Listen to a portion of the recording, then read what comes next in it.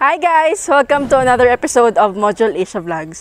So today, nandito tayo sa Tagaytay City para silipin natin ang isa na namang natapos na project na Module Asia. Silipin natin! Tara!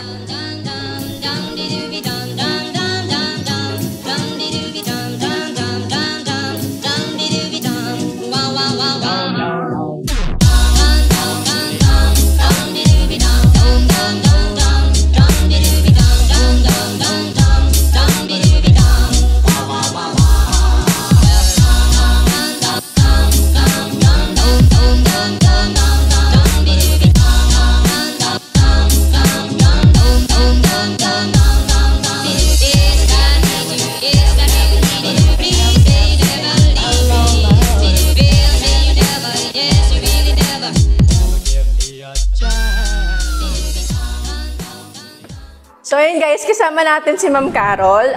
Interviewin natin siya ng konti lang naman. So ayun, slide lang yun. So Ma'am Carol, how was it working po sa Module Asia? Nice. Maganda ang gawa. Pwede mo i-recommend sa mga friends. Wow, nice. So, kamusta naman po ma'am yung especially yung mga gumawa dito? Marunong naman makasama. Tsaka pag may tanong kami according sa work nila, alam nila. Tsaka talagang siguro experience na rin sa mga Sino po ba ang gumawa sa inyo ma'am? Yung installer po? Yung installer. Ano pong name niya? Si Jonard? Jonardo, yung maliit. Ay, maliit. Marami pong maliit sa Module Asia. Ano ba siya? Mindanao? Mindanao. Opo. Ano talaga yun si Jonard ma'am. Tahimik magtrabaho tsaka maayos. So, any message po sa Module Asia ma'am? Pwedeng i-recommend sa mga friend kasi maganda yung gawa nila, nice, tsaka hindi ka mapapahiya. Salamat po. And, ma'am, last question na to guys. Any experience mo sa dati nating kitchen, ma'am? Compare sa ngayon. Kasi yung dati, maliit. So, ito mas malawak. Mas malawak. Tsaka maganda yung pagkagawa high-end, high-tech. Opo. At saka mas organized. Mas organized pa. Kasi malaki nga yung mga space. So, yun. And that's it guys. Ito na nga po yung bagong kitchen ni Ma'am and Sir. And as you can see, it's a modern style. It's a modern design. Nag-combination po siya ng taupe, white, and light brown. And also, meron din tayong island. So, may mga storages din tayo. Meron tayong mga baskets. And sisilipin natin siya. So, yun guys. Ngayon, silipin natin yung mga base cabinet ni Ma'am. So, meron siyang waste bin. So, yung basurahan ni Ma'am, ito yung isa sa mga produkto ng Fresco Trade. Tapos, another storage. And another storage din. Ayan. Tapos, meron siyang countertop. So, dito naman tayo sa pinaka-main kitchen niya. So, unahin natin ulit yung mga base cabinet ni Ma'am. Yan, isa sa mga storage ni Ma'am. So, napaka-organized ng mga tasa ni Ma'am. Siguro mahilig talaga siya magkape. So, yun. Another storage, mga baso. And another storage. So, yan. Ito naman yung tinatawag natin wire basket. So, isa rin to sa mga produkto ng Fresco Trade. So, yan. Puro white. Also, soft closing din po siya. Also, yung oven ni Ma'am, yung induction, and meron pa po tayong another storage dito sa dulo. So, after natin sa mga base cabinet, magpunta naman tayo sa mga top cabinet. So, yung mga mechanism na ginamit natin for this is mga soft closing hinges and push to open. Ganito siya. Yan. Storages ni Ma'am para sa mga baso or mga plates. And another storage. Yan. And another storage. Yan, puro may mga wine glass si Ma'am, no? Ma'am na organized talaga. Also this one. Yan.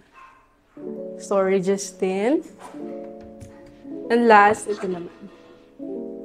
Yan, ang daming baso ni Ma'am, no? Siguro nagko-collect talaga ng mga glass si Ma'am. So, yun. So, ito, another storage din to for top cabinet. So, yan. Wala pa rin masyadong mga gamit si Ma'am kasi Busy pa siya. After natin sa top and base cabinet, so dito naman tayo sa island ni ma'am.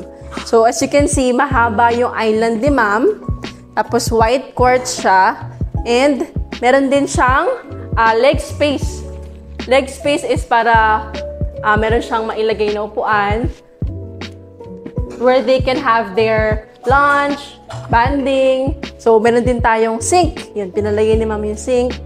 And meron din tayong mga another storages. Storage din dito. Kasi sayang naman din talaga yung space kung hindi natin siya lalagyan ng storage. So, para maging usable siya, so, minaximize natin yung space. So, ayun.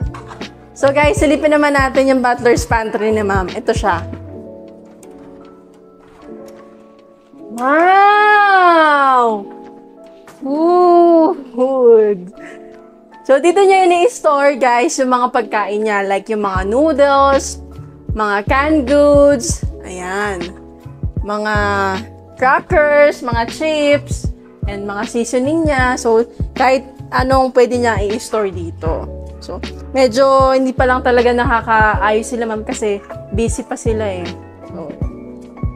So, ito yung butler's pantry niya, ma'am. So, ayun guys, kasama naman natin ngayon si Jonard, yung isa sa mga installer natin, at siya rin po ang nag-install dito kay ma'am. So, Jonard, kamusta naman yung pag-install mo dito? Yun ma'am, inabot din po kami ng halos 10 araw din. 10 araw? Ikaw lang ba mag-isa? May helper po. May helper ka. So, paano yung transportation mo dito? Ano po?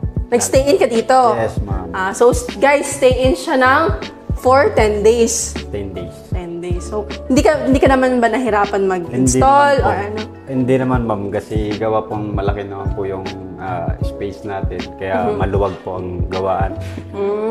Yun. Okay. So, yun guys, for 10 days natapos niya to, kitchen.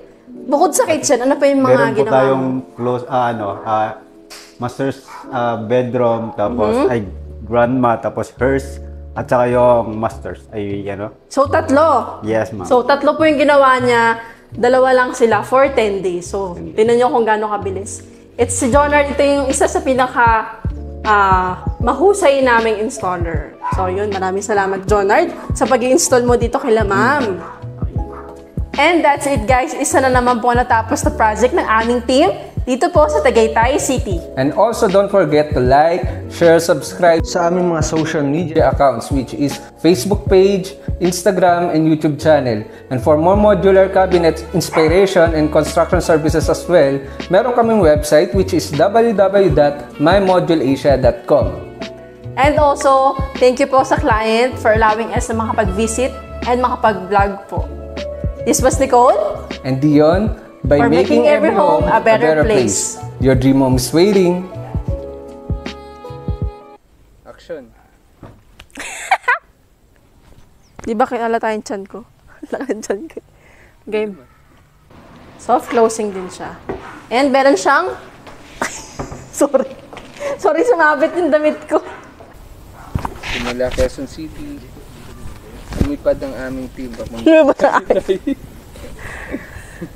Lumipad.